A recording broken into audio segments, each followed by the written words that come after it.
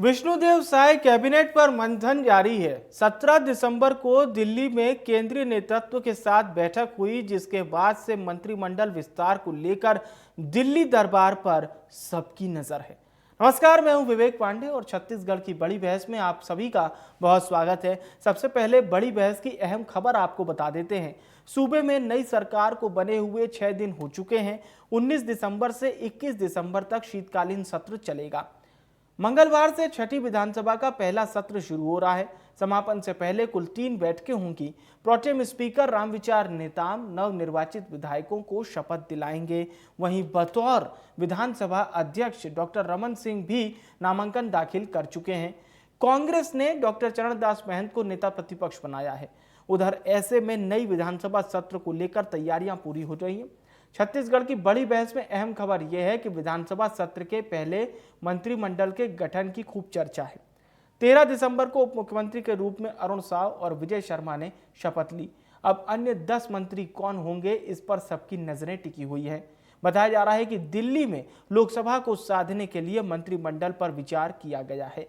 Cabinet के बचे हुए 10 सदस्यों को लोकसभा चुनाव को देखते हुए एडजस्ट किए जाने की बातें सामने आ रही हैं, जिसमें हर लोकसभा क्षेत्र से कम 1 मंत्री बनाए जा सकते हैं। इसके साथ ही सभी वर्गों को भी साधने की कवायद की जा रही है, जिससे कैबिनेट में सामंजस्य स्थापित किया जा सके। इसके साथ ही मंत्रिमंडल में 4 पुराने और 6 नए चेहरों को भी मौका देने की बात कही जा रही है। दरअसल रविवार को मुख्यमंत्री विष्णुदेव साय ने मंत्रिमंडल को लेकर केंद्रीय गृह मंत्री अमित शाह, जेपी नड्डा और ओम माथुर से चर्चा की। इधर मुख्यमंत्री विष्णुदेव साय ने मंत्रिमंडल में नए और पुराने चेहरे के होने की बात कही है। उधर मुख्य विपक्षी पार्टी कांग्रेस का कहना है कि असमंजस की वजह से मंत्रिमंडल का गठन अब तक नहीं हो पाया है। आपस में काफी ज्यादा गुटबाजी है, लेकिन सबसे बड़ा सवाल यह है कि छत्तीसगढ़ में मंत्रिमंडल का विस्तार आखिर कब होगा? क्या दिल्ली दरबार से मंत्रियों के नाम तय होंगे? क्या मंत्रिमंडल विस्तार में लोकसभा चुनाव के लिए जातिगत समीकरण का ध्यान भी रखा जा रहा है? आज इसी मुद्दे पर हम भी चर्चा करेंगे। उसके पहले आपको कुछ बयान सुनवाते हैं।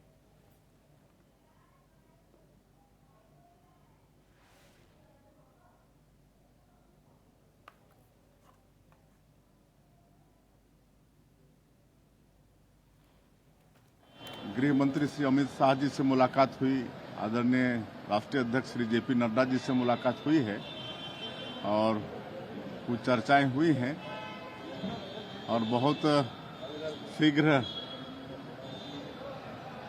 मंत्रिमंडल का गठन हो जाएगा। बिल्कुल नए चेहरे भी और पुराने चेहरे भी सब मिला-जुला के रहेगा। भारतीय जनता पार्टी को पूर्ण बहुमत मिल गया है, लेकिन उसके बाद भी भारतीय जनता पार्टी में अभी गुटी संतुलन नहीं बना है। आपस में बहुत ज़्यादा गुटबाजी है, जूतम पैजाद मची हुई है। मंत्री बनने के लिए वरिष्ठ नेताओं का बहुत ज़्यादा दबाव है। आला कमान चाहता है नए को मौका देना। वरिष्ठ नेतागण पूरी तरीके से दबाव बनाए गए हैं और सामंजस्य के अभाव में अभी तक मंत्रिमंडल का गठन नहीं हो पाया है।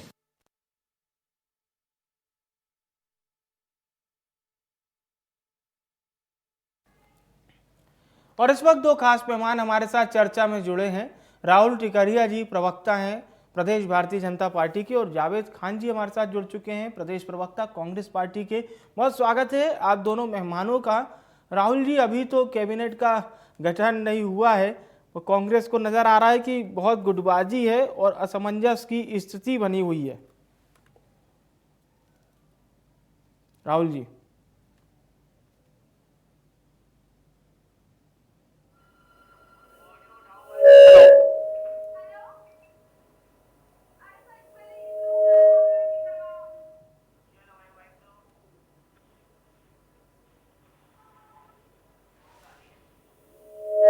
जी राहुल जी, आवाज आपको मिल रही है? आपकी आवाज आ रही है? मेरी आवाज आ रही है? जी जावेद जी, आपकी आवाज मिल रही है। हेलो जी, आपकी आवाज मिल रही है। हाँ जी, नमस्कार। देखिए, कांग्रेस को लगेगा ही जरूर कि भारतीय जनता पार्टी की जो पार्टी है या फिर उनके जो संगठन उन पर टूट और फूट इनको नजर आ रही है। कैबिनेट विस्तार निसंदेह बहुत जल्द हो जाएगा और जिस प्रकार से कांग्रेस को लग रहा है कि लगातार फूट पड़ रही है पार्टी में, तो मैं आपको स्पष्ट कर दूं कि ये जो टूट और फूट है, ये कांग्रेस पार्टी शायद अपने ही घर के बारे में बता रही है, जहां पर लगातार निष्कासन और इस्तीफे का दौर चल रहा है। ये एक तो छत्तीसगढ़ में अपनी पार्टी को संभाल नहीं पाया और पार्टी के पदाधिकारी भी लगातार कांग्रेस की पार्टी को छोड़ते जा रहे हैं।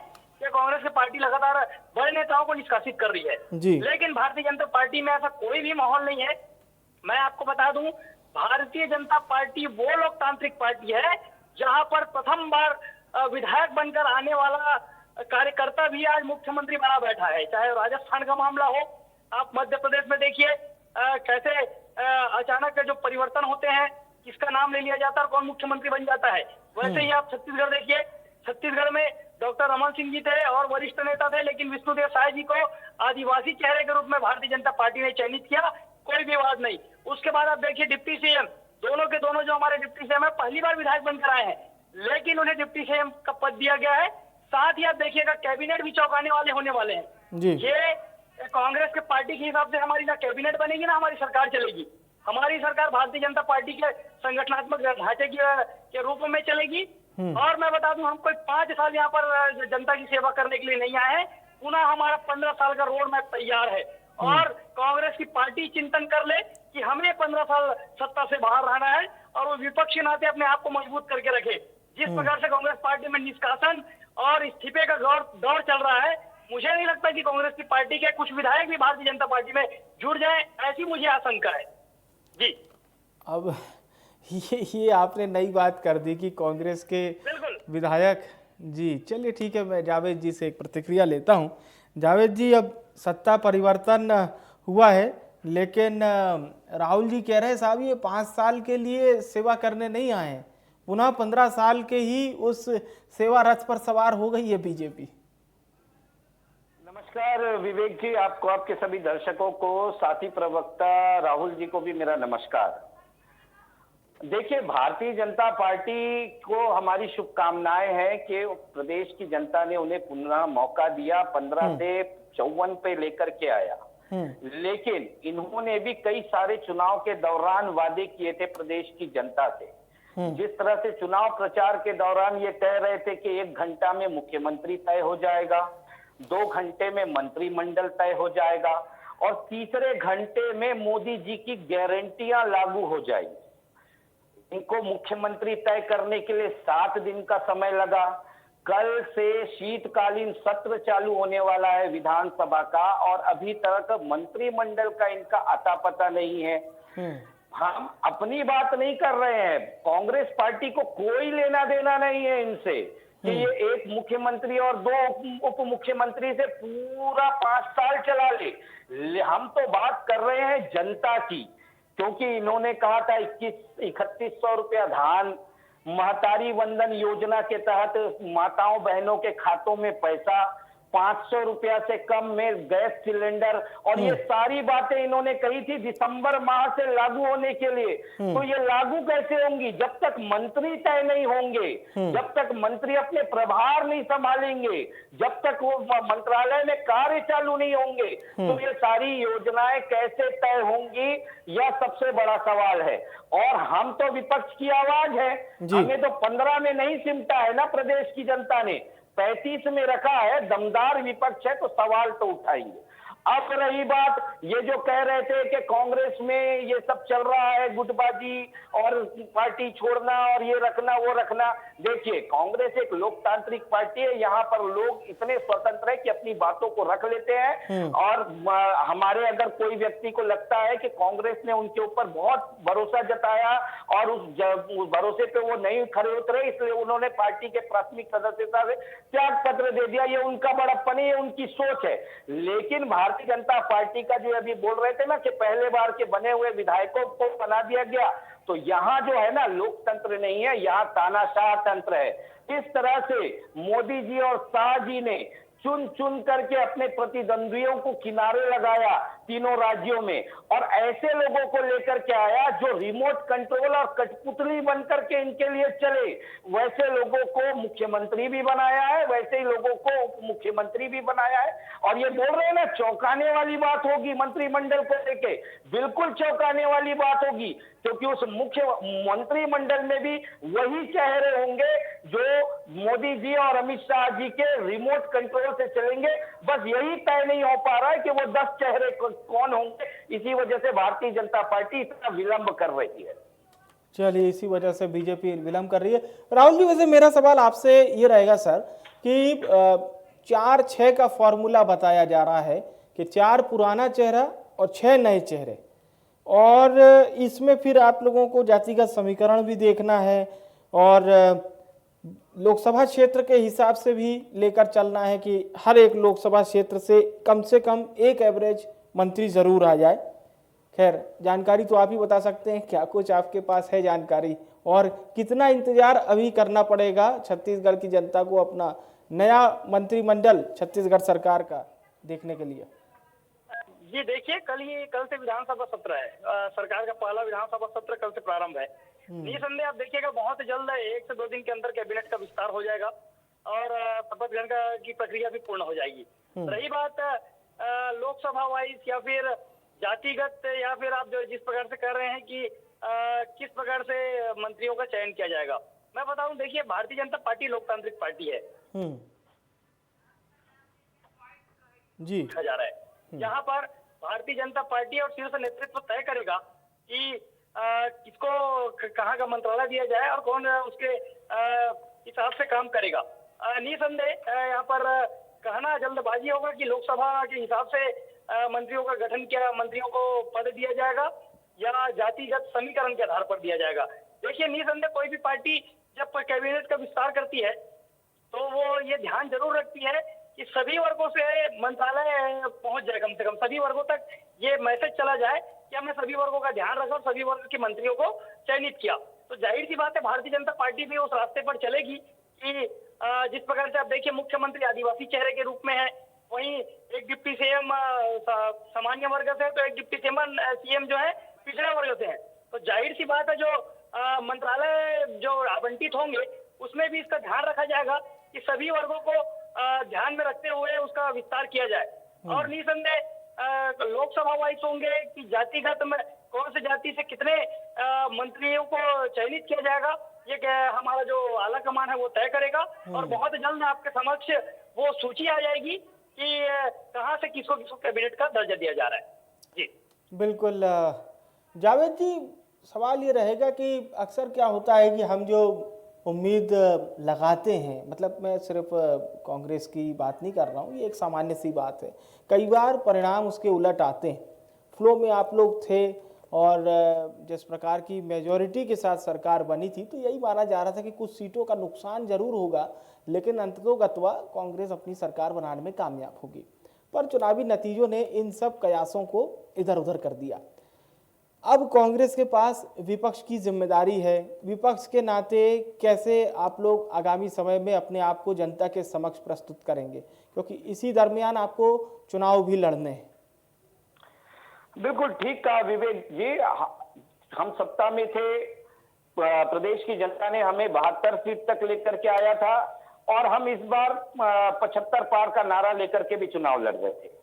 लेकिन अगर आप देखेंगे 2023 विधानसभा चुनाव को, तो उसको अगर आप डीपली जाकर के देखेंगे तो आपको पता चलेगा कि कांग्रेस जो है वो काम करके हार गई और भारतीय जनता पार्टी बदनाम करके जीत गई। जिस तरह से देश के प्रधानमंत्री एन चुनाव के बीच में ईडी की प्रेस नोट को लेकर के प्रदेश के मुख्यमंत्री को लगातार भ्रष्टाचार का आरोपी बताते रहे, जिस तरह से प्रदेश में ध्रुवीकरण की राजनीति करी गई, जिस तरह से आदिवासियों को हिंदुओं के साथ लड़ाया गया, कवर्धा जैसे क्षेत्रों में, बीरनपुर जैसे क्षेत्रों में हिंदू को मुसलमान के बीच में आपस में खड़ा कराया गया, लड़ाया गया, तो सिर्फ और सिर्फ प्रदेश की सरकार को बदनाम करके इन्होंने चुनाव जीता। ठीक है, आज हम विपक्ष में हैं, लेकिन हमें खुशी इस बात की भी है कि हमने 5 साल सत्ता चलाई, लेकिन अगर आप देखेंगे तो 2018 के चुनाव से 2023 के चुनाव में हमारा वोट प्रतिशत जो है वो 1% भी कम नहीं हुआ, मात्र 0.4% वोट ही हमारा कम हुआ। इससे यह स्पष्ट है कि प्रदेश की वह जनता जिसने हमें 2018 में चुना था, उसका विश्वास आज भी हमारे ऊपर बना हुआ है।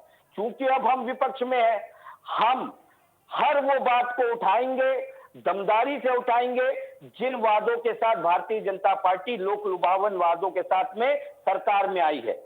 जैसे कि अभी सुनने में आ रहा था, इन चुनाव के बीच में महतारी वंदन योजना का इन्होंने फॉर्म भी भरवा दिया, कई लोगों, कई पार्षदों से फॉर्म भरवाया।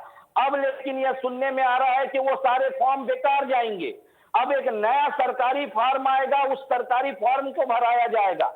अब वो भराया जाता है, नहीं भराया जाता है, तो इसके लिए तो सड़क से लेकर सदन तक की लड़ाई लड़ने के लिए प्रदेश की जनता ने कांग्रेस को चुना है। वो पूरी निष्ठा के साथ हम निभाएंगे। 15 साल हमने यह किया है। और ये जो कह रहे थे राहुल टिकरिया जी के 15 साल का रोड मैप तैयार है, मोदी जी की गारंटी जो केंद्र में 2014 से लेकर के 2023 तक की रही, वो सारी गारंटियां फेल हुई है। अगर आप बात करें 2 करोड़ रोजगार की, तो 9 साल में केवल 7 लाख लोगों को रोजगार दे पाए। इन्होंने नारा दिया था, एक गारंटी दी थी, अब की बार मोदी सरकार, बहुत हुई महंगाई की मार। आप देखेंगे महंगाई चरम पर पहुंच गई है। इन्होंने क्या कहा था कि चीन, पाकिस्तान थर थर कांपेगा। 2000 स्क्वायर वर्ग फीट से भी ज्यादा चीन ने हमारा कब्जा करके रखा है, लेकिन मुंह नहीं खुलता प्रधानमंत्री जी का। अभी आपने देखा किस तरह से संसद में वो बेरोजगार युवा किस तरह की शैली अपना रहे हैं। लेकिन जावेद जी, एक तार्किक सवाल ये आ जाता है सर कि अगर दुश्वारियां इतनी भरी हुई हैं, तो फिर ये जो चुनाव दर चुनाव है उसमें बीजेपी का आंकड़ा बढ़ रहा है। ऐसा नहीं है कि बीजेपी को हार नहीं मिल रही, लेकिन विनिंग परसेंटेज बढ़ रहा है।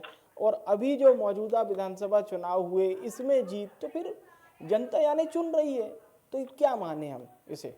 एक और जनता चुन रही है, मेजोरिटी से सरकार बनाकर दे रही है, बीजेपी को काम करने का मौका दे रही है।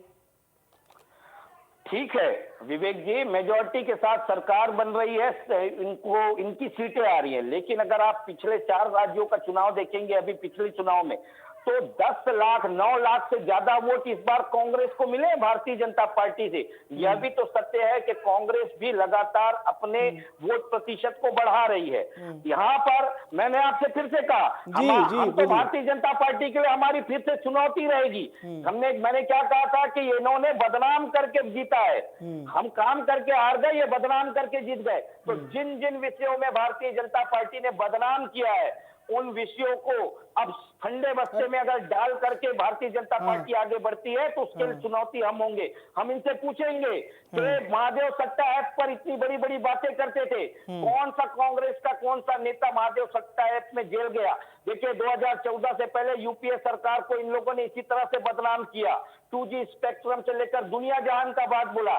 लेकिन आज क्या देश के प्रधानमंत्री मनमोहन सिंह जी जेल की सलाखों के पीछे हैं क्या? उस समय का कौन सा मंत्री जेल की सलाखों के पीछे है? सिर्फ और सिर्फ यह लोग बदनाम करते हैं, चुनाव जीतते हैं और आगे बढ़ जाते हैं। तो लेकिन इस चीज को हम लड़ेंगे कि आपने जो हमारे ऊपर आरोप लगाए थे उसे साबित करके दिखाएं। ठीक है, ये बात आप कह रहे हैं। अब राहुल जी, एक सवाल ये रहेगा, सवाल क्या है, कांग्रेस के कुछ नेता ये कयास लगा रहे हैं, मैं पर्टिकुलर किसी राज्य की बात नहीं कर रहा हूं, लेकिन ये कयास लगाया जा रहा है कि जब 2003 के समय में बीजेपी ने 3 राज्यों में सत्ता वापसी की थी, 2004 में बीजेपी केंद्र में सरकार नहीं बना पाई थी, केंद्र में कांग्रेस ने सरकार बनाई थी। तो कयास कुछ ऐसे लगाए जा रहे हैं कि इस बार भी वही 2003-2023 में रिपीट हो जाएगा, नहीं 2004-2024 में रिपीट हो जाएगा। जी बिल्कुल, आपका जो सवाल है, कांग्रेस के जो प्रवक्ता साथी ने जो आरोप लगाए हमारे ऊपर, वो सवाल, उनका जवाब जो है लगभग मिलता जुलता है। मैं बता दूं, अभी कांग्रेस के प्रवक्ता साथी पूछ रहे थे, या आरोप लगा रहे थे कि भारतीय जनता पार्टी और नरेंद्र मोदी जी की जो केंद्र में गारंटी थी, केंद्र सरकार में गारंटी थी, वो सारे छूटते जा रहे हैं और सारे के सारे वादा खिलाफी है। मैं आपको बता दूं, नरेंद्र मोदी जी की जो सरकार पहली बार बनी, कम मेजॉरिटी के साथ बनी, फिर से हमारी सरकार बनी, सीट बढ़ी। मैं आपको आश्वस्त करना चाहूंगा कि 2024 में जो लोकसभा होना है उसमें आप जी। देखिएगा और प्रचंड बहुमत के साथ हम आगे बढ़ेंगे। राहुल जी सरकार बनाने की बात नहीं कर रहा हूँ, मैं गारंटी की बात कर रहा हूँ। आप 2 करोड़ रोजगार की बात किए थे, 9 साल में केवल 7 लाख लोगों को रोजगार दिया है। जनता का है, जनता आकलन करेगी, आप आकलन करने वाले नहीं है। विपक्ष तो सदैव प्रश्न चिन्ह खड़ा करेगी, मगर आकलन जो है जनता करेगी। आप देखिएगा नरेंद्र मोदी जी को पुनः प्रचंड मत बहुमत के साथ में सरकार केंद्र में हमारी बनेगी। और मैं आपको बता दूं मोदी जी ने क्या किया ये अपने सरकार के बीच में, मैं बता दूं इनके ही प्रधानमंत्री, कांग्रेस के प्रधानमंत्री राजीव गांधी जी कहते थे हम जनता के लिए 1 रुपए भेजते हैं, उन तक महज 15 पैसे पहुंचते हैं। और मोदी जी की दूरगामी सोच ने जन जन का खाता खुलवाया और मोदी जी के माध्यम से जनधन खाते को सारे बंद करवाने की कगार में एंट्री हो चुके हैं सारे के सारे खाते। अरे पैसा डालोगे तब तो पूरे आएगा, आप तो पैसा ही नहीं डाल रहे हैं। चलिए ठीक है सर, मैं मेरे पास अब चर्चा का समय भी समाप्त हो रहा है। मैं धन्यवाद करूंगा राहुल जी, जावेद जी, आप दोनों मेहमानों का शुक्रिया हमारे साथ चर्चा में जुड़ने के लिए, धन्यवाद।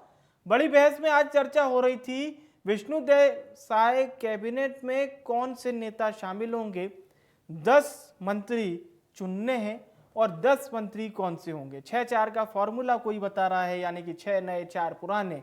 तो कोई ये भी कह रहा है कि 11 लोकसभा क्षेत्रों के हिसाब से ऑन एन एवरेज 1 मंत्री तो जरूर चुना जाएगा। लेकिन ये बातें सामने आ रही हैं और ये भी बात सामने आ रही है कि 1 दिन के भीतर भीतर नई कैबिनेट का गठन भी हो जाएगा। ये बातें कितनी सही हैं, कितनी दमदार हैं, ये हम आने वाले समय में देखेंगे। बड़ी बहस में फिलहाल के लिए इतना ही।